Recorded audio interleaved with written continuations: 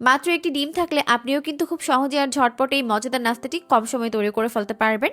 ইফতারের আগে হাতে যদি মাত্র 10 মিনিট সময় থাকে তাহলেই কিন্তু আপনি ঝটপট মুখরোচক এই নাস্তাটিকে সহজে বানিয়ে ফেলতে পারবেন। এই রেসিপিটা তৈরি করার জন্য আমি এখানে নিয়েছি মুরগির বুকের মাংস। এক টুকরা মাংস নিয়ে এরকম করে কাট করে কেটে নিয়েছে। এখন এর মধ্যে অ্যাড করে দিলাম হাফ চামচ পরিমাণ আদা রসুন বাটা, হাফ চামচ পরিমাণ লাল মরিচের গুঁড়া আর 1/4 টিস্পুন পরিমাণ লবণ, হাফ চামচ পরিমাণ দিয়ে দিলাম ম্যাগি সস, হাফ চামচ পরিমাণ দিয়ে দিলাম চিলি সস আর হাফ চামচ পরিমাণ দিয়ে দিলাম সয়া সস, হাফ চামচ পরিমাণ দিয়ে দিলাম ভিনেগার আর হাফ চামচ পরিমাণ দিয়ে দিচ্ছি টালা জিরার গুঁড়া। এরপর সব কিছুকে একত্রে খুব ভালো করে মিশিয়ে নিতে হবে। একটু সময় নিয়ে মিশিয়ে নিব। সবকিছুকে ভালো করে মিশিয়ে নিয়ে এখন এটাকে একটি সাইডে রেখে দিচ্ছি। এর ফাঁকে আমরা বাকি প্রিপারেশনটা করে নেব।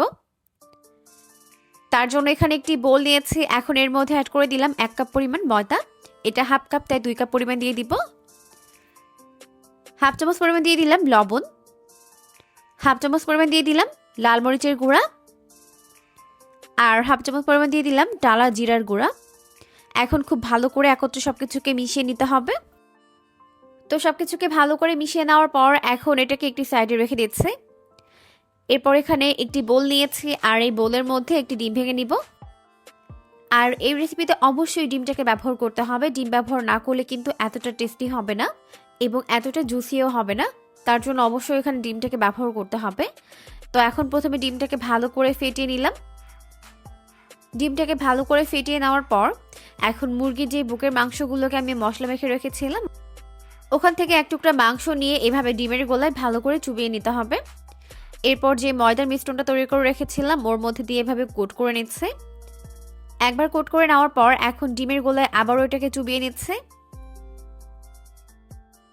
এরপর এটাকে আবারও ময়দার মধ্যে কোট করে নিতে হবে।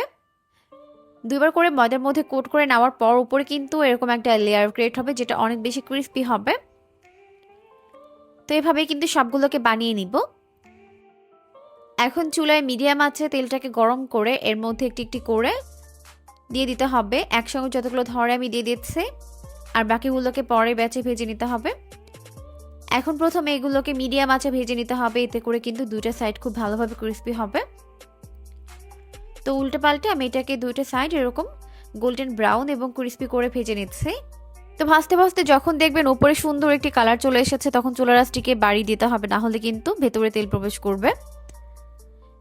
তো উল্টে পাল্টে আমি এগুলোকে গোল্ডেন ব্রাউন করে ভেজে নিয়েছি। এখন ভালোভাবে তেল ঝরিয়ে তেল থেকে উঠিয়ে নিলাম। উঠিয়ে একটি প্লেটের মধ্যে নিয়ে নিচ্ছে আর বাকিগুলোকেও সেমভাবে ফ্রাই করে উঠিয়ে নিব। এগুলো এত বেশি ক্রিস্পি হয়, উপরটা অনেক বেশি ক্রিস্পি আর ভেতরটা হয় অনেক বেশি সফট এবং জুসি, খেতে দারুণ মজার হয়। এখন আপনারা চাইলে যে কোনো সস কিংবা চাটনির সাথে সার্ভ করতে পারবেন, খেতে ভীষণ মজার হয়। আমার তো এগুলো এমনিতেই ভালো লাগে খেতে।